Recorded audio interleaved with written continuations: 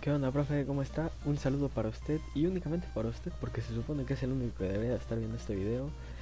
Sea bienvenido a mi videoblog para este cuarto parcial.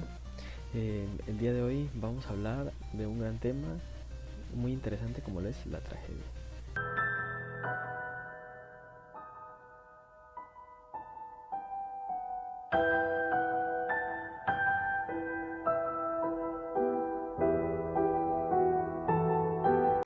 Bueno, y hablar de tragedia no es ni cuando me suspendieron, ni cuando volé el penal, mucho menos cuando topé con la bandera en la pared.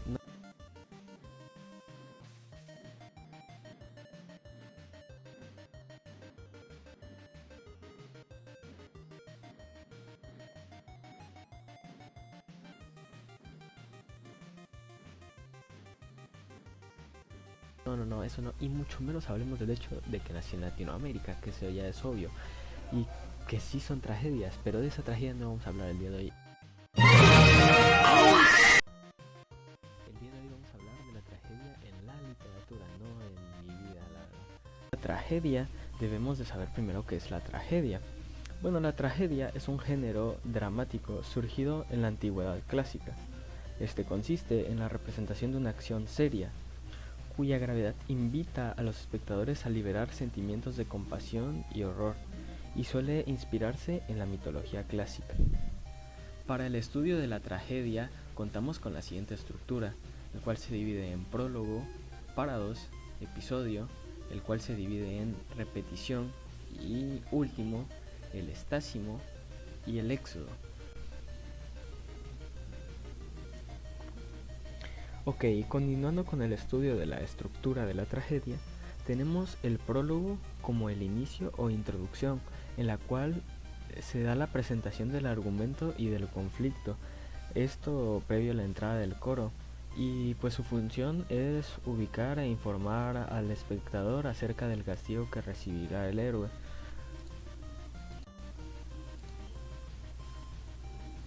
Continuando con el estudio de la estructura de la tragedia, tenemos a los parados, los cuales son la primera intervención del coro. Son las circunstancias previas a la acción y a la acción del coro, y estos vienen acompañados de cantos y de danza y música.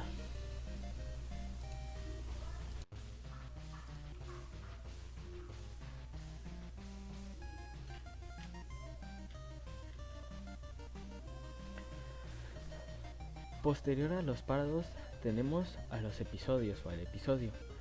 El episodio es la parte más importante de la tragedia.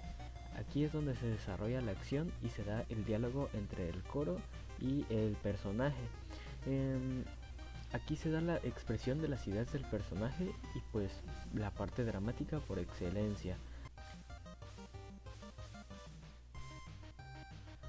Ahora bien, haciendo un pequeño paréntesis en estos momentos, cabe recalcar algo muy importante, y que es que en la tragedia de Thespis había una característica muy especial y muy curiosa.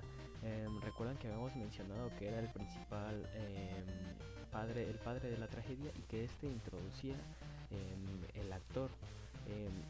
Estas obras se caracterizaban por ser un teatro unipersonal, que quiere decir que una persona interpretaba a múltiples personas o a múltiples personajes, pero dentro de la misma obra, es decir, que no había más de un actor.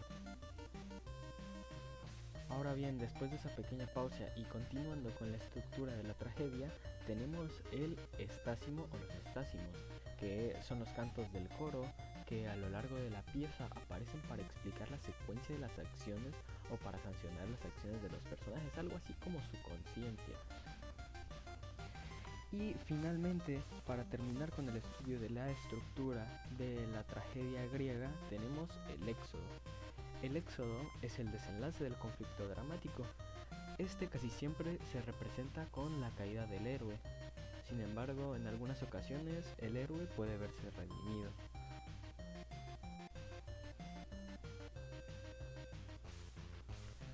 Otra parte esencial dentro de las obras de la tragedia de Thespis eran las máscaras. Como bien ya habíamos mencionado, el teatro trágico de Thespis era un teatro unipersonal. Por ello, para la representación de los distintos personajes que conllevaba la obra, la persona que se encargaba de representar dicha obra utilizaba múltiples máscaras que representaban múltiples estados de ánimo, múltiples personalidades, así como el género. Y también cumplían con una función de sonorización. Estas tenían una forma en las cuales ayudaban al actor a prolongar el sonido y que éste se dispersara de una mejor forma a través de toda la audiencia y pudiera haber un mejor entendimiento de la obra que se estaba relatando. Ahora bien, aunque Tespis es el padre de la tragedia, también tenemos a Esquilo, el cual fue el primer gran representante de la tragedia, y este llega con múltiples beneficios dentro de las obras, como lo que es el agregar un segundo actor. Asimismo, disminuye la intervención de los coros y aumentó los diálogos y las acciones dentro de los episodios. Ya para finalizar con el tema de la tragedia, tenemos a Eurípides. Principalmente, Eurípides tuvo una influencia para el teatro romano. Eurípides comenzó a utilizar el lenguaje cotidiano dentro del teatro trágico en la tragedia griega. Utilizaba personajes como mujeres fuertes, esclavos inteligentes y innovó, comenzó a utilizar el tercer actor. Asimismo, este hacía sátiras de héroes clásicos y centraba su atención en la vida interna del personaje. Eurípides también se caracterizaba por utilizar el Deus Ex Machina. Eurípides fue la persona que popularizó este recurso y pues en sí el recurso soluciona un conflicto de modo ilógico o inapropiado y sin respetar la coherencia de la propia historia, utilizando las habilidades o los poderes de los dioses, por así decirlo, para arreglar todo lo que está sucediendo dentro de la obra.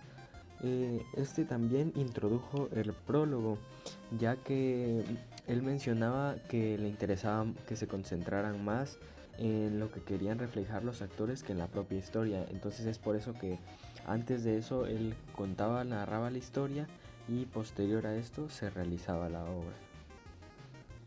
Bueno, profe, creo que esto sería todo sobre el tema y sobre el videoblog. Espero verlo el próximo año con un nuevo videoblog. Y pues nada, esto ha sido todo. Muchas gracias por ver.